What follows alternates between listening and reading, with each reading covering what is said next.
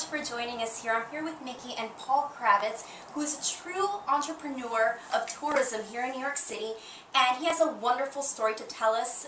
He's a survivor, and Paul, thank you again for having us here in your home. Well, I want to thank the both of you, and you're welcome. Thank you. We're here in this lovely house on the Upper West Side in Manhattan. And Paul, we'd love to hear your story and tell us, because you are a true inspiration, not only for us, but of course for all of you out there who are going to be watching us right now. Well, thank you. Well, I guess if you want to know, I started all in South Philadelphia. I was born on December 8th. Growing up in South Philly, I thought the Catholic schools were celebrating my birthday.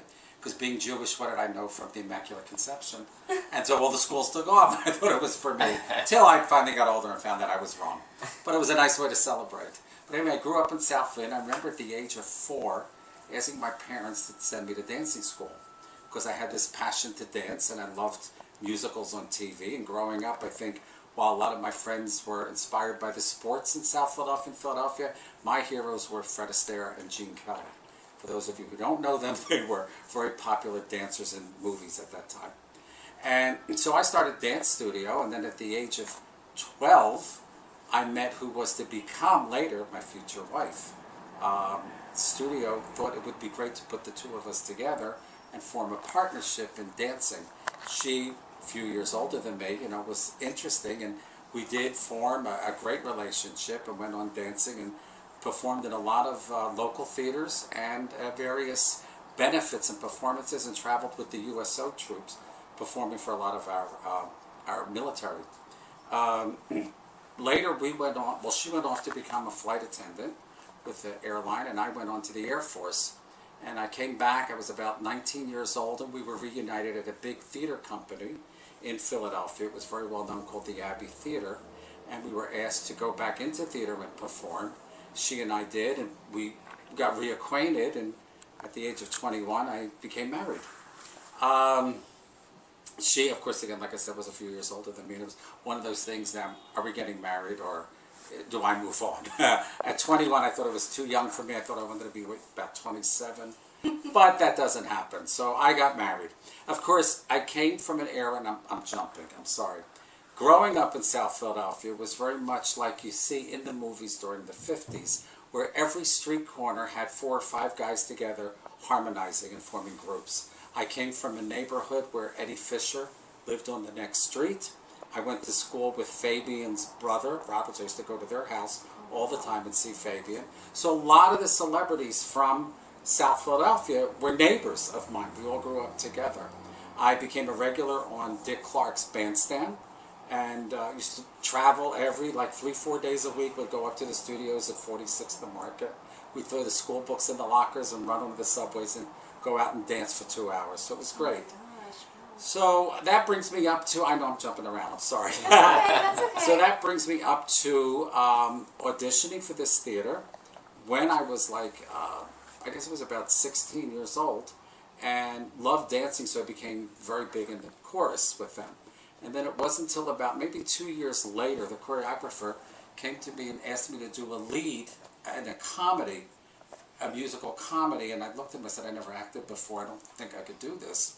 And he said, we think you're wrong.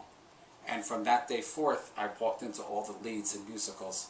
Thus, when I saw 2 years ago Promises, Promises here, and now How to Succeed, that was the last 2 musicals I did about years ago, when they first came out. But that it was in Philadelphia, yeah. I performed in dinner theaters and also the local theater, the Abbey Stage Theater, as I said.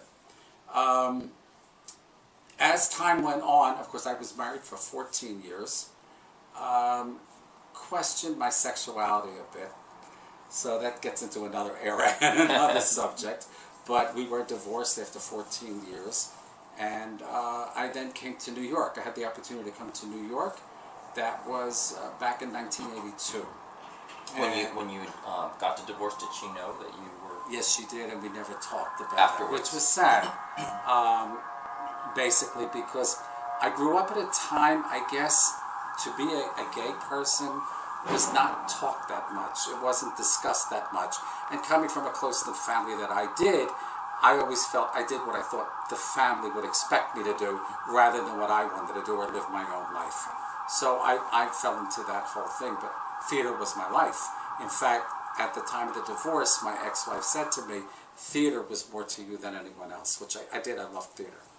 I had the opportunity to come to New York at 35, and then of course at that time you struggle a little more to survive in a city that you're falling in love with, so the theater sort of took a back burner, which is unusual because I love theater so much. But I established a name for myself slowly in tourism in New York, and did very well. I also had opened a tour company and specialized in programs going to Margarita Island, which is off the coast of Venezuela, and Costa Rica. And then, of course, as you all know, when we were hit with 9/11, the travel industry was the first industry that was destroyed. The whole ripple effect from 9/11 was a disaster. So I lost everything that I had. I then went on and pursued a career in the hotel business as a concierge service. And at that time, I was not aware that sometimes hotels will go to outside sources to come in and operate concierge desks, as opposed to hiring their own staff and putting them in place. So within about 2 years, I expanded to 3 desks. During that time, which was 1999, I was told that I had a herniated disc in the cervical spine, and so that I would need surgery in January 2000. I had the surgery, and something went wrong with the surgery, and a week later I had no use of my right arm, which was a disaster, and the hand blew up. I used to make a joke that if you would put a sheet on me, I would turn black and blue.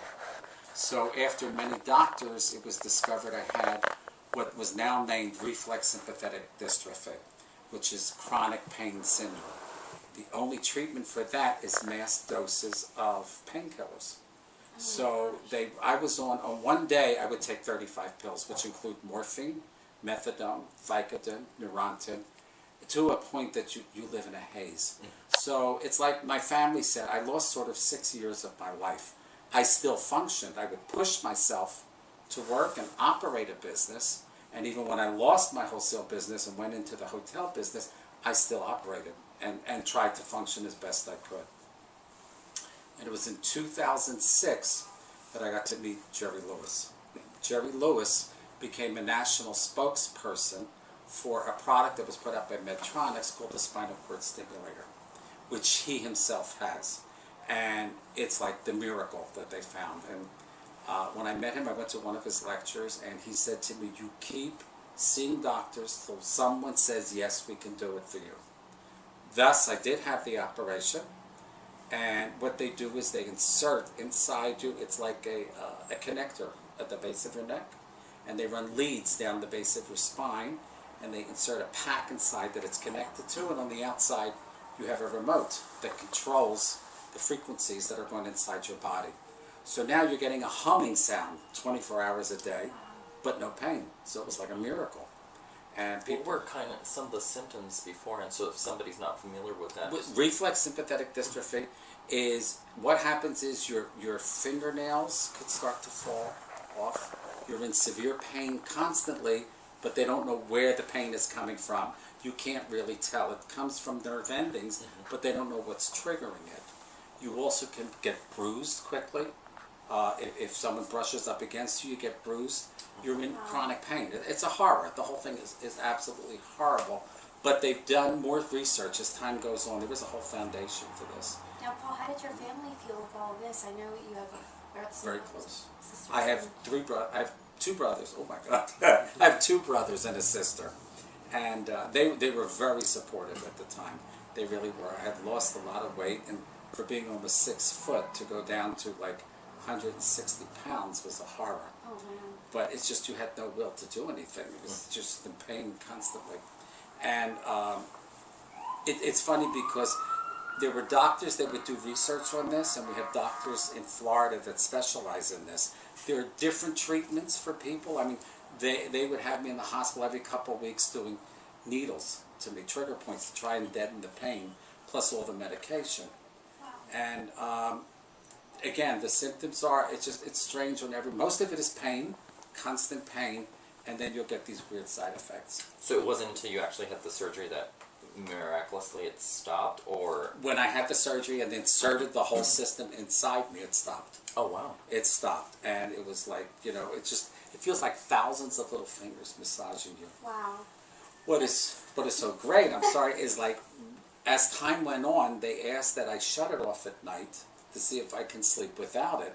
And when you do, it's like your whole body shuts down. So where you're all day functioning with this buzzing that no one hears but you. It's like a machine, like your whole body, Exactly. you know that it's a machine and you're controlling it. Exactly. But then at night, you know that you physically, obviously, and mentally need to kind of rest and relax. It was almost like shut off time for... That's right. so you still today you still turn it No, off and turn it, or no, you no, just no, don't no, have it no. on? It is not in me anymore. Oh, okay, well, Which brings us to 2 years later, in 2008, I started to develop a fever. Now all this time I'm working, mind you, because I won't let anything stop me. You got to be positive and move That's on. fantastic, you know, and that didn't stop you from going on to No. continue to have your businesses bloom here in Business, in, yeah. in New York. Exactly But, right. how did you maintain and manage that? I mean, you must have been physically exhausted from Well, all that. I was, and I must tell you, I finally reached the point before the surgery for the stimulator. I went to the doctors and said, I want off all of this medication because the morphine, till they regulated the morphine, I started hallucinating. I would see images of people that weren't even there. So, I mean, they have to monitor your medication on this. And I went to them and I said, I want off. I want off of everything. I don't like this. I don't like what it's doing to me. So you have to actually go through a detox center because they have to wean you off all of these painkillers. And it was so funny because I remember the first day they asked me to go to, it was a group therapy session. And I said, I don't think I belong in that. These are people that are former drug addicts or addicted to painkillers, and I don't have an addictive nature. They said, we want you to have an open mind and go. So I sat there, and I'm listening to this one talking about, he's a former heroin addict, and how he hit the wall. Now, I don't understand what this means. So I thought he physically hit a wall. He ran into a wall. But he stood there and explained to me what they meant. I'm going like, what am I doing here? And they're all talking about these heroin addicts and drug addicts and all. So finally, you felt out of place. I did. You I felt was like, very okay, out of this place. isn't- Right? Your situation is completely different. Oh, absolutely. So then they came to me and they said, Paul, would you please stand up and tell them your story? Well, never experienced this before. The only thing I could think of was relating to a movie, and I stood up and I went, hi, I'm Paul Kravitz, I'm an alcoholic. And I went, oh, no, I'm not. I'm addicted to painkillers. Or so they tell me. This is what they told me. But what the result of that whole session was, I said, I'm not coming back. I can't. I said, if you want me to become an addict, I'd have to continue staying here, and I can't relate to any of this. Right. So I did it on my own, and I was fine. I've heard that a lot about people that do go to therapy sessions of addictions, that they have, like you said, at a mild cusp, that Right. they're not like those people No. that are. So what kind of recommendations do you give to those people that aren't totally and cannot relate to those people that have such a strong addiction but are at the mild cusp and don't want to fall into that? I would say, as I did, you stay firm in your convictions. They don't know you, you know yourself best. And I knew I was not of an addictive nature. I mean, if you feel you need some support, I am very pro for therapy, to go to a psychologist. That's one that does not prescribe the medication, or a psychiatrist, and they would help you. I mean, prior to doing the stimulator inside me, I had to be screened by a psychiatrist because your whole body is going to change. And I remember saying to him at the end of the session, I said, I would be crazy not to do this. I've lived in enough pain already, so why wouldn't I go ahead with this? Right. He said, you know what, Paul, you're sane. So they went ahead with the surgery. So we come to the point where you're about to take the machine out of your body. What The was reason decision what for caused that was 2 years later in 2000, no, I'm sorry, it was 2008. I remember in July, I started to feel a little strange again. I mean, the machine, everything's working, and something was wrong, and then I developed a fever of about 103, and they couldn't break the fever. And after 2 weeks, I said, something's very wrong. I mean, sweat was pouring out of me, my stomach was starting to swell, and I couldn't regulate the machine properly, and I was like running to the bathroom constantly. So I said, this is not normal.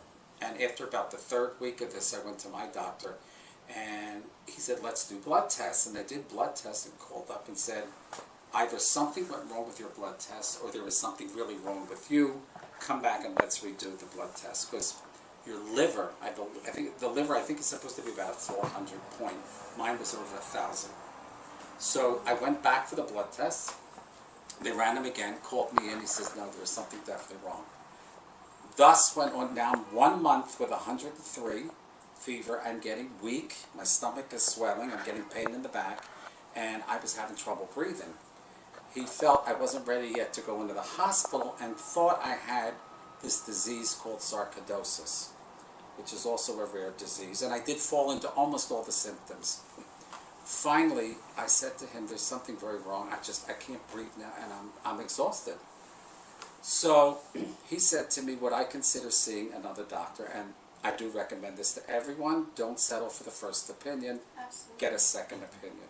I went to a second doctor, and he examined me, and he said, I'm not 100% on the diagnosis that they've given you, and I would like to do a liver biopsy. So right away you panic when you hear that. And I said, well, if that's what has to be done, by all means do it. And it was 3 days later, I met my brother for brunch, and I said, I can't do this anymore. I had to change linens every day. Water was pouring out of me. My stomach was out to here. We went into the hospital, and the doctor on emergency came over and he says, do you mind if I feel under your arm? Which I'm surprised they didn't do this before. And he went under my arm and pressed into the lymph node. And he turned to my brother and said, your brother doesn't have sarcoidosis, he has lymphoma. You know, Paul, you're such a true survivor. Now, I'm sure many people can also relate to that and be in a situation where you just want to know and you want to get better and you want to know what the next. What is that lymphoid that you mentioned, the disease? The lymphoma is cancer that hits the lymph nodes, and of course our body is made up of lymph nodes all over. So they've got to detect if it's in one area or is it traveling through the body. Mine went from the lymph node to my liver. Thus, all the sweating that I was going through, the 103 fever. They also found that my spleen had enlarged and was forming blood clots. So I mean, it was a mess. And I remember when the doctors came in and they said to me, I looked at him and I said to him, do I have sarcoidosis? The disease that they all were diagnosing me with. And he went, no. And I went, are you going to tell me lymphoma? And he said, yeah. He said, and you're in stage 4. So I looked at them. Of course, there's nothing beyond stage 4, so you're at the critical point. And I remember my first response, and I think it broke the ice for everyone. I said, what happened to 1, 2, and 3? Where was I for all of this? You know, and even the doctors had a laugh. So he said to me, look, we feel you're strong enough. You're going to be very aggressive with the chemo. And he said that you'll meet your oncologist. They'll be coming in this afternoon. Now, of course, when they leave, you're sitting there, and for a moment, you're like, this can't be happening. You know, it's like, well, who are they talking to? I felt like Robert De Niro at that point. Are you talking to me? Right? It was like so bizarre. So I said, you know what? In a matter of about 3 hours before my family came back, my mom was here visiting and my sister, I called my brother and I told him. He ran to the hospital. And I said, in about 3 hours, I went through deep sadness. I cried. I said, this will never happen again. I became angry because I said, why is this happening to me? And then I remember when the oncologist came in, I said to her, all right, this is it. I said, you do what you have to, get it out of me. And I did nothing but have them laugh the whole time. I was in the hospital for 1 month. Oh, wow. 1 month of treatment. And you still had the contraption in you, though? Yes. Oh. Then what happened was, you know, chemo not only destroys the bad cells, it destroys the good ones. So it was depressing my whole immune system. Now all of a sudden my body doesn't recognize this mechanism that has been inside me for 6 years. So I developed a staph infection. And the doctor said we have to remove the whole system because my whole back was getting bright red. And I said, I don't believe I'm going through this again. You know what I mean? I just went through all this chemo. So I went back in the hospital. They did the operation. I was in again for another 2 weeks. Then I developed shingles because you have no immune system to fight anything. And they said that I was 50% of their battle because I kept myself positive and I laughed. I made a joke out of everything. And it's the only way. You have to keep a positive mind to move ahead. And here I am today, 2 years cancer-free. Nice, yeah, congratulations. Yes. And from them taking off the mechanism? They had to remove the whole system and no Never No came back. reaction, never came back, the RSD. Wow, congratulations, that's amazing. No. That is remarkable. Wow, it's So it's- amazing how the mind can control so much of your body Absolutely. in every aspect of it, and being positive and staying positive right. and having faith that, you know what, you will be able to survive this, and you have. That's And true. that is such And a I'm here great today, story. I have a good business. I make a really nice living, very happy. Do you visit any people or know any people recently that have encountered that they have? You know, it's funny you say that because I've had people call me that have had RSD and are about to have this spinal cord stimulator. So it's like all of a sudden I became a spokesperson. And people that I don't even know, I've communicated through emails with people. And just talking back and forth and forming your own little network group is very good because you have a support system. I did the same thing with lymphoma because I didn't understand it. I really didn't. And I didn't know how it could happen. But it could happen. This is life, you know. And as I said, I keep on dancing. That's it. See, dancing was a positive part of my life.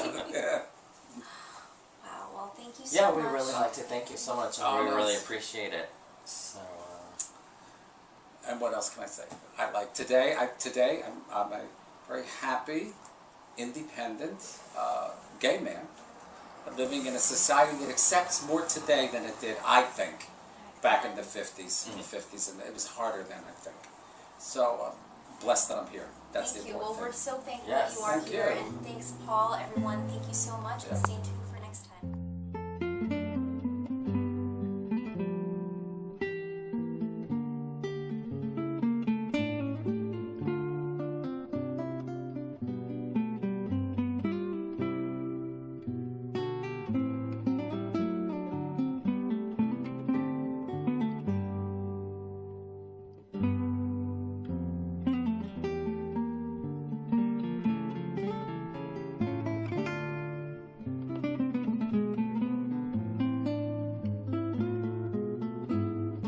For more information on reflex sympathetic dystrophy, also known as RSD, please visit www.chronicpainsyndrome.com. For more information on non-Hodgkin lymphoma, please visit www.lymphoma.com.